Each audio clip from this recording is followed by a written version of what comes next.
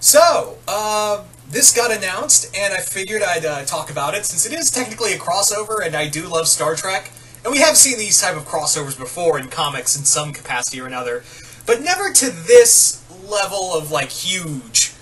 In that, this is a four-way Star Trek crossover called the Q Conflict. It's very much a crossover, much like with the Ghostbusters crossover called, incidentally, Crossing Over, where it was more or less all of the different series coming together. Like with Ghostbusters Crossing Over, it was the IDW comics, it was the 80s cartoon, and the Extreme Ghostbusters, along with the, I believe, it was the 2016 remake.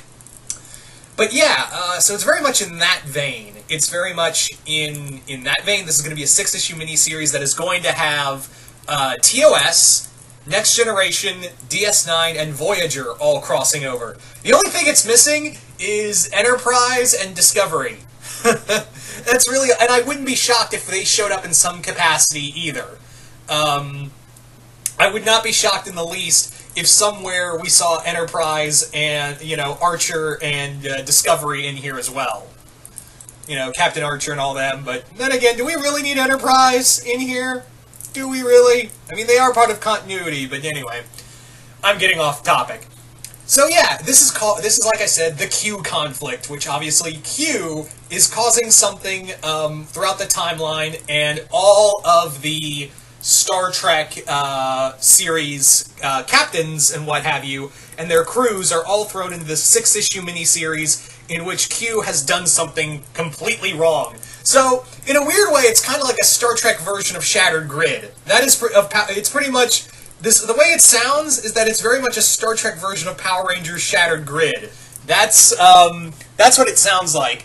Now, what's interesting to note is that the Q we see here is very much like the Q we saw from the original episode, the first episode of Next Generation.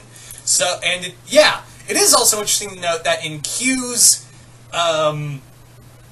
future, we do know that Q does become, he's still an antagonist, but he's more, he kind of respects boundaries in some capacity or another, or the human race kind of rubs off on him. But in here, he very much looks like the Q we know from the pilot of Next Generation. So I'm wondering, because Q, would be, realistically, time would not be much of an issue for the Q. So this is, again, a Q from a version of Q from the past, apparently, and he's causing all kinds of trouble for all of the Star Trek timeline. So that's going to be neat to see. Now, what's going to be cool is all the interactions. I'm already kind of imagining all the interactions between all the different Star Trek franchises. Now, this is going to be written by Scott Tipton, and I believe also the other Tipton as well, his brother. And I believe they're going to be doing the same artwork. So it's basically the same creative team as the Star Trek Doctor Who crossover. And they've also been doing the comics recently with the TNG version. The TNG version of the Terran Empire. So that's cool. I actually while I'm not the biggest fan of... The Tiptons can be very hit and miss with me. I wasn't much of a fan of the Star Trek Doctor Who crossover, and the Planet of the Apes crossover was also kind of hit and miss with me. I mean, I liked it, but it still kind of felt like where the Doctor Who crossover with TNG felt like it ran too long, the Planet of the Apes crossover ended too short. So maybe 6 issues is enough? I'm hoping, 6 issues is maybe they can get shit done. And also, while I wasn't big on their crossovers, I have been liking what I've been reading from the Through the Mirror arc, which is the big story arc with the TNG versions of the Terran Empire, of the Mirror universe. And I'm really liking that. So maybe they can actually, maybe this can actually be good. Because again, the Tiptons can be very hit and miss with me on more than one occasion. But what I said, like I said, maybe this is more in their wheelhouse. It's just going to be Star Trek. It's going to be 6 issues long, so maybe they can actually have a story that's not too long and not too short, and be just right. And they've really much proven that on their own they know how to write Star Trek.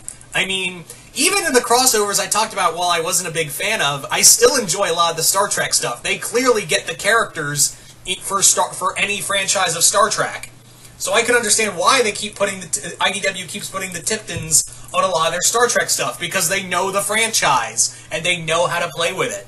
So I'm at peace with it.